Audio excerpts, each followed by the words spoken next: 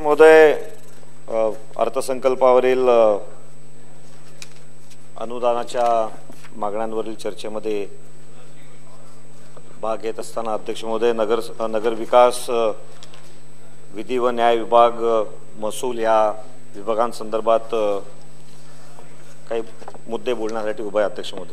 अध्यक्ष महोदय, सर्वप्रथम तर मी या ठिकाणी माननीय मुख्यमंत्री महोदयांचे आभार मानतो, कारण सत्ताधारी पक्षाचा जो मुंबईच्या समस्यांवरचा प्रस्ताव होता त्या प्रस्तावावर कालच माननीय मुख्यमंत्री महोदयांनी जे उत्तर दिलं आणि अनेक अशा जटिल समस्यांबाबत मुंबईकरांना एक दिलासा दिला. विशेषतः एअरपोर्टच्या झोपडपट्टीचा विषय असेल, एअरपोर्टच्या COD या सगळ्या प्रश्नांमधल्या हाईट रिस्ट्रिक्शनमुळे पुनर्विकास होऊ शकत नाही अशासाठी DCR मध्ये काही प्रोव्हिजन्स ठेवण्याचा घोषणाबद्दल असेल, अशा अनेक मुद्द्यांबाबत कालच माननीय मुख्यमंत्री महोदयांनी यात खूप मोठा दिलासा आम्हा मुंबईकरांना दिलेला आहे आणि म्हणून मी त्यांचे आभार मानतो.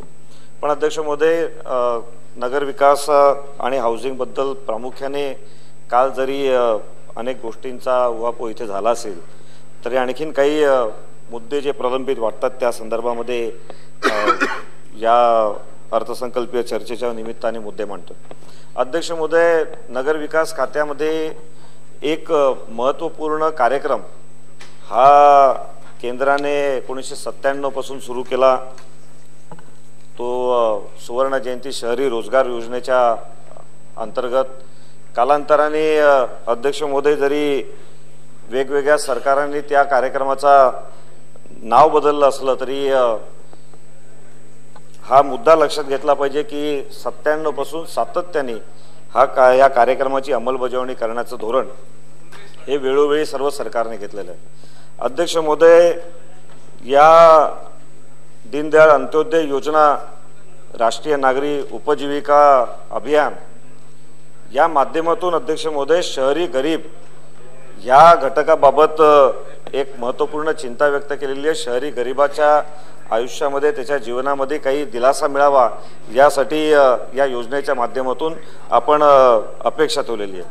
अध्यक्ष महोदय, ही खंत या निमित्ताने या ठिकाणी मांडावीसारखी वाटते की बरेचदा या शहरी गरीब हा जो घटक आहे ह्याला मिळावं तसं योग्य प्राधान्य अध्यक्ष महोदय मिळत नाही आहे. हे खरं आहे की ग्रामीण भागातले अनेक महत्त्वपूर्ण प्रश्न असतात, परंतु शहरी गरिबाकडे जर का आपण अध्यक्ष महोदय पाहिलं तर हा शहरी गरीब सुद्धा कोण आहे, तर ग्रामीण अर्थव्यवस्थेमध्ये जो पिचला गेला, ग्रामीण ठिकाणी ज्याला योग्य संधी मिळाली नाही, तो व्यक्ती शहराकडे येतो आणि शहरामध्ये आल्यावर त्याला जी नोकरी मिळेल, जी उपजीविकेचं जे साधन मिळेल, जो काही निवारा मिळेल, अशा अत्यंत कठीण परिस्थितीमध्ये तो राहत असतो, कठीण परिस्थितीमध्ये नोकरी करत असतो. जे मिळेल त्या पद्धतीने जगण्याचा प्रयत्न त्याचा असतो आणि या सगळ्यातून अध्यक्ष महोदय त्याच्या आरोग्याचे प्रश्न निर्माण झाले आहेत, त्याच्या सामाजिक सुरक्षिततेचे प्रश्न निर्माण झालेले आहेत आणि या सगळ्याचा विचार करून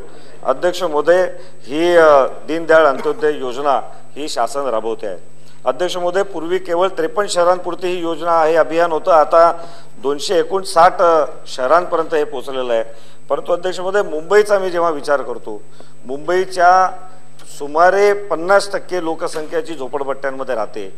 त्या झोपडपट्टीवासींचा जेव्हा ह्या योजनेच्या अंतर्गत विचार केला जातो तेव्हा असं लक्षात येतं अध्यक्ष महोदय की हे जे अभियान आहे हे इतर शहरांच्या तुलनेने जर का त्याच पद्धतीने मुंबईमध्ये राबवायचा प्रयत्न केला तर ते काही योग्य पद्धतीने आपण शेवटच्या व्यक्तीपर्यंत पोहोचू शकणार नाही. अध्यक्ष महोदय, मुंबईचा स्केल खूप मोठा आहे, मुंबईची डेन्सिटी फार मोठी आहे आणि त्यामुळे ह्या राष्ट्रीय नागरी उपजीविका अभियान ह्याचा स्केल सुद्धा मुंबई पुरता एक थोडा अधिक असण्याची आवश्यकता आहे. अध्यक्ष महोदय, शहरी गरिबांच्या संस्थांची क्षमता वाढवणं, त्या यंत्रणेची क्षमता वाढवणं हा या अभियानाचा भाग होता. परंतु अध्यक्ष महोदय, या यंत्रणेमध्ये काम करणारे अधिकारी कर्मचारी यांच्याकडचा असलेलं इन्फ्रास्ट्रक्चर, त्यांच्याकडे असलेल्या सोयी सुविधा आणि कार्यक्रमासाठी असलेला निधी हा फार तुटपुंजा असल्यामुळे हा शेवटच्या लोकांपर्यंत पोहोचत नाही. अध्यक्ष महोदय, उपजीविकेची संधी निर्माण करण्याचा कार्यक्रम या अभियानाच्या अंतर्गत आहे, परंतु मुंबई शहरामध्ये जेव्हा आम्ही पाहतो वेगवेगळ्या प्रकल्पांच्या मुळे जे बाधित झोपडपट्टीवासी होतात त्या सगळ्यांचं जे पुनर्वसन हे मुंबईच्या एका टोकाला मानखुर्द माहुलला केलं जातं आणि त्याच्यातून खरं तर उपजीविकेची संधी निर्माण करण्यापेक्षा या सगळ्यांच्या उपजीविकेचा एक प्रश्न निर्माण झालेला आहे। असलेली नोकरी, असलेला छोटा मोठा व्यवसाय हा सुद्धा गुंडाळावा लागत आहे आणि त्यामुळे या अर्थसंकल्पाच्या निमित्ताने जेव्हा धोरणात्मक आपण विचार करू तेव्हा या मुंबईतल्या झोपडपट्टीवासियांचे जे प्रकल्प बाधित आहेत ज्यांच्या पुनर्वसनाचा हा योग्य विचार करण्याची आवश्यकता आहे। अध्यक्ष महोदय, मी हे यासाठी मांडलं, आता गेल्या काही महिन्यांमध्ये हजारो झोपडपट्टीवासियांचं पुनर्वसन हे जे जलवाहिनीच्या लगत असलेल्या झोपडपट्टीवासियांचं पुनर्वसन हे माहुलला केलं गेलं। अनेकांचा उपजीविका चा प्रश्न त्याच्यामध्ये निर्माण झाला। अध्यक्ष महोदय, तेव्हा सांगण्यात आलं की माननीय न्यायालयाचा हा आदेश आहे की या झोपडपट्टीवासियांचं स्थलांतर करायचं आहे, परंतु अभ्यास केल्यानंतर लक्षात येतं की त्याच उच्च न्यायालयाने जेव्हा समिती स्थापन केली आणि त्या समितीने उच्च न्यायालयामध्ये जो रिपोर्ट दिला त्या रिपोर्टमध्ये त्यांनी असं म्हटलं होतं की आम्ही 10,600 घरं ही अंधेरी दिंडोशी या भागामध्ये बांधू। महानगरपालिकेने 85 कोटी रुपयांचं अर्थसंकल्पात त्याची तरतूद केली, परंतु 10,500 घरं सोडा एकही घर हे बांधलं गेलं नाही।